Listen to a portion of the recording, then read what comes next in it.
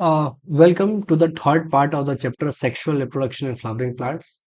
आज का टॉपिक है माइक्रोस्पोरोजेनेसिस। माइक्रोस्पोरोजेनेसिस को स्टार्ट करने से पहले एक शॉर्ट रिकैप लेते हैं हम लोग कि अभी तक हमने क्या पढ़ा, क्योंकि बेसिक पता होना जरूरी है।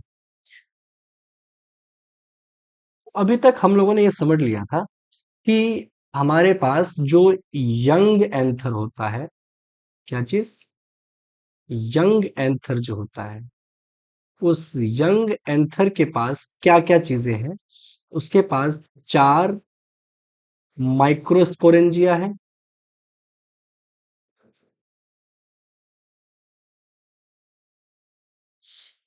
और चार आउटर लेयर है। चार आउटर लेयर है। चार आउटर लेयर के बारे में आपने कल पढ़ा भी था प्रीवियस वीडियो में। जैसे पहला था एपिडर्मिस,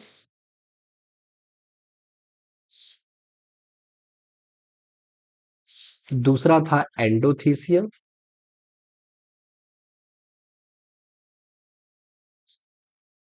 तीसरा था मिडल लेयर,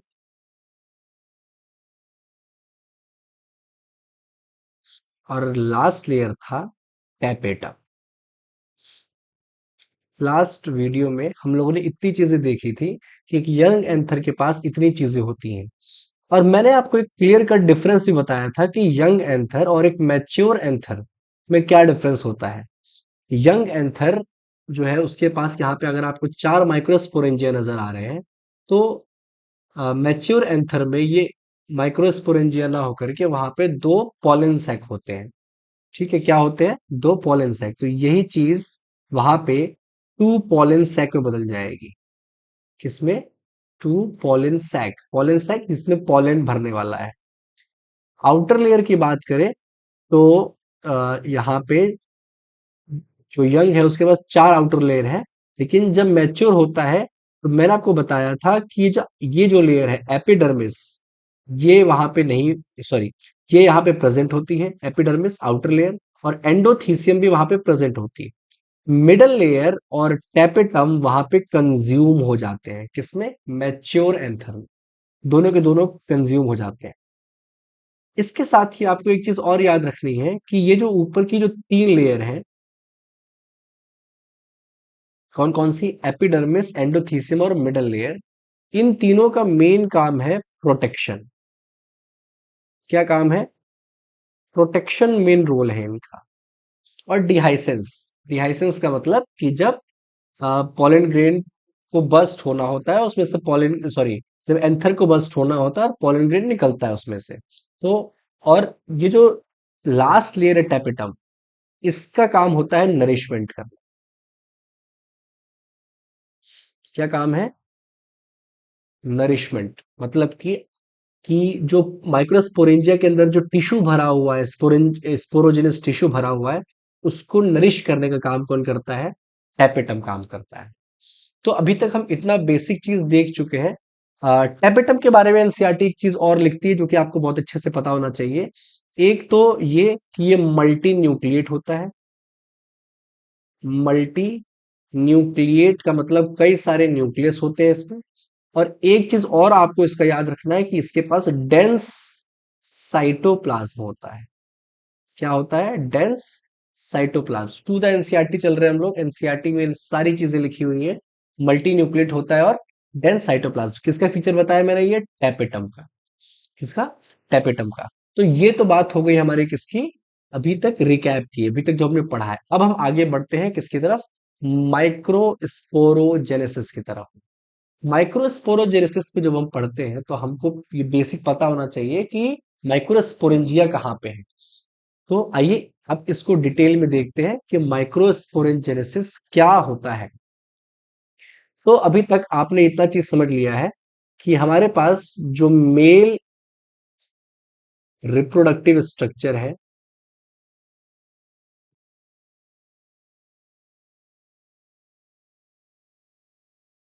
फ्लावर में, वो क्या है? वो है हमारे पास स्टेमेन। स्टेमेन के दो पार्ट हैं, एक है एंथर और एक है फिलामेंट। एंथर,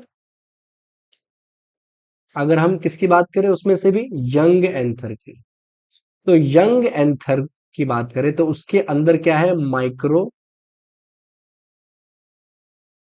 स्पोरेंजिया है।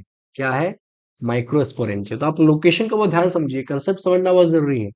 मेल रिप्रोडक्टिव स्ट्रक्चर स्टेमेन है, स्टेमेन के दो पार्ट है, एंथर और फिलामेंट।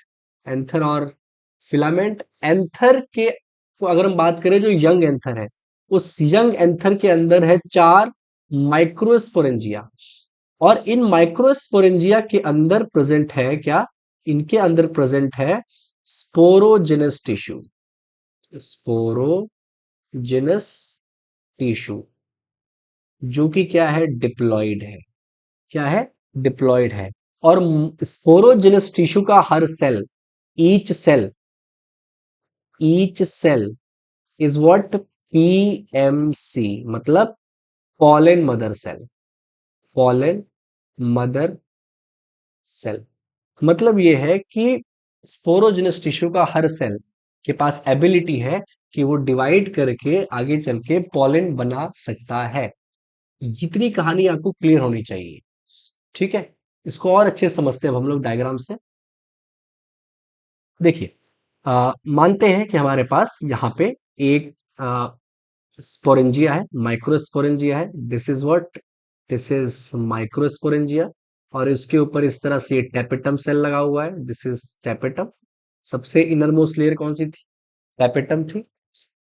टेपेटम की बात करते हैं तो टेपेटम क्या करता है, नरिश करता है। क्या करता है, नरिश करता है किसको, अंदर जो स्पोरोजेनस टिश्यू भरे हुए हैं। तो इसके अंदर यहाँ पे, इसके अंदर खूब सारे क्या भरे हुए हैं, सेल, मतलब टिश्यू भरा है।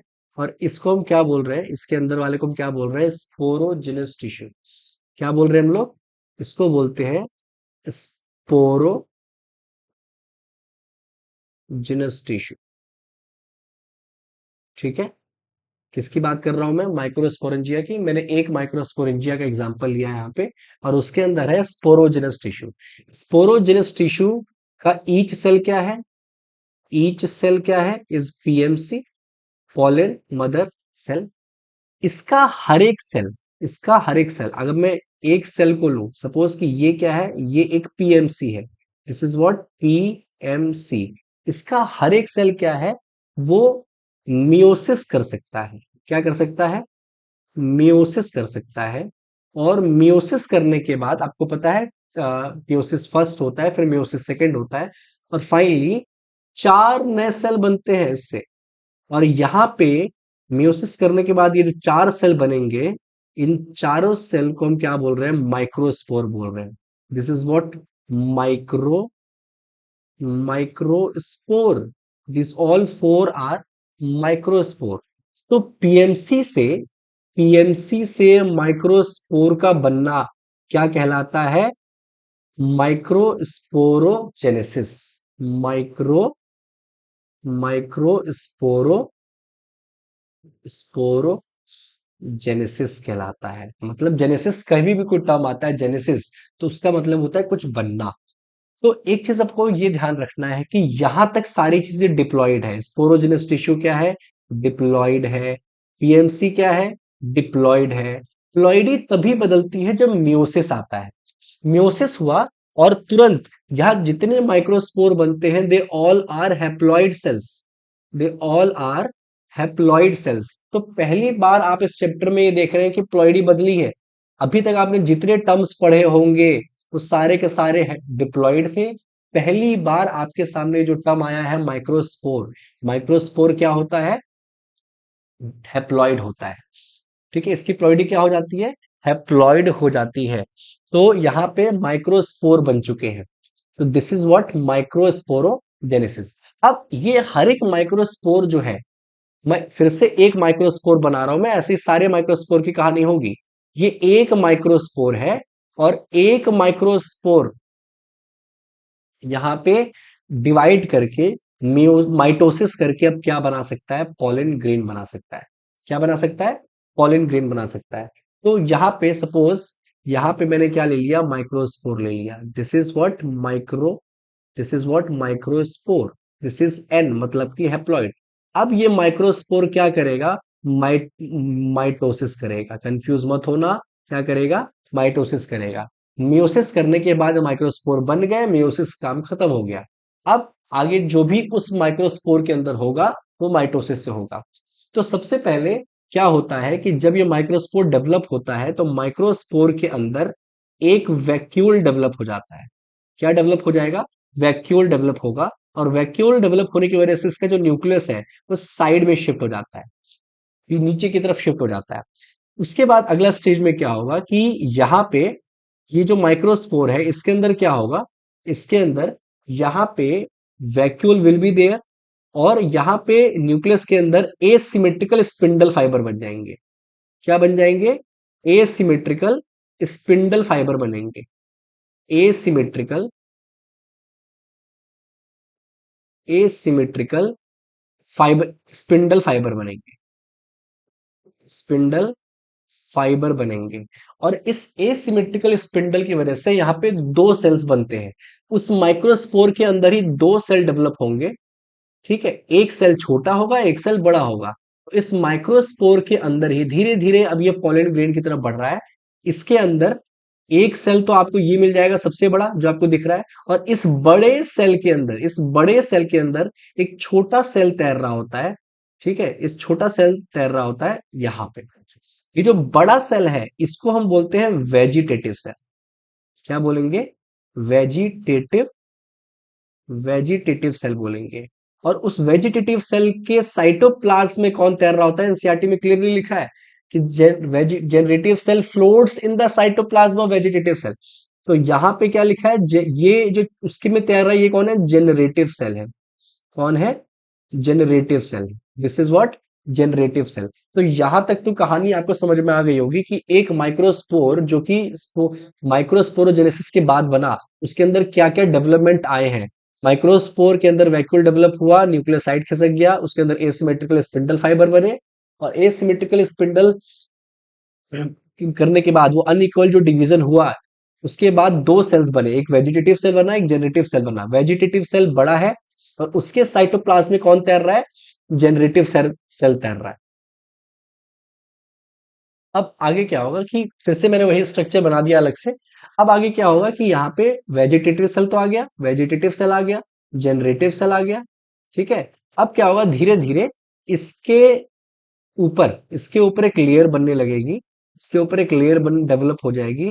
इस लेयर को हम बोलते हैं इंटाइन। क्या बोलते हैं? इंटाइन। ये सब कुछ कहाँ पे हो रहा है? उसी माइक्रोस्पोर में हो रहा है। वो माइक्रोस्पोर धीरे धीरे पॉलन ग्रेन बन रहा है। तो आप देखिए उसके अंदर क्या क्या चेंजेस आए। तो सबसे पहले तो आउट एक लेयर बनती है जिसको हम इंटाइन बोलते हैं। क्या बोलते हैं? इंटाइन बोलते हैं। और इसके बाद एक और लेयर इस पे डेवलप होती है इस तरह से, जिसको हम बोलते हैं एक्साइन। क्या बोलेंगे? एक्साइन बोलेंगे। एक्साइन बोलेंगे। तो intine is a continuous layer. ये एक कंटिन्यूअस लेयर है और ये डिसकंटिन्यूअस है। ठीक है, बीच बीच में इसमें कई पोर्स होते हैं जिसको हम जर्म पोर बोलते हैं। जर्म पोर बोलते हैं क्योंकि कंटिन्यूअस नहीं है। अब जहां पे गैप है वहां पे कुछ पोर आपको दिखेगा जिसको हम क्या बोलते हैं? जर्म पोर बोलते हैं।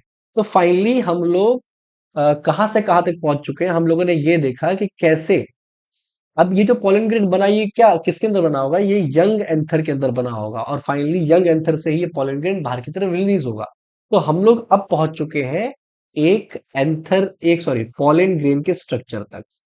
पोलन ग्रेन के स्ट्रक्चर तक हम पहुंच चुके हैं।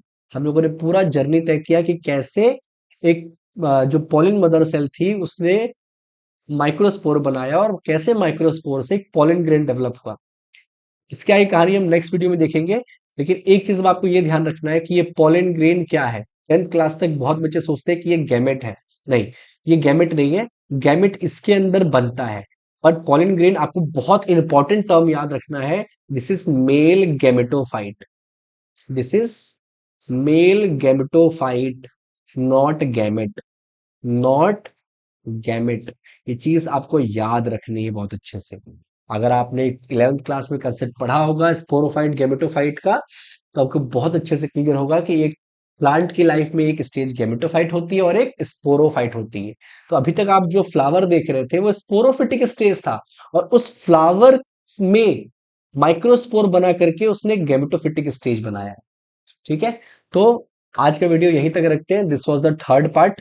नेक्स्ट वीडियो में आगे कंटिन्यू करेंगे पॉलन ग्रेन के बारे में। Thank you.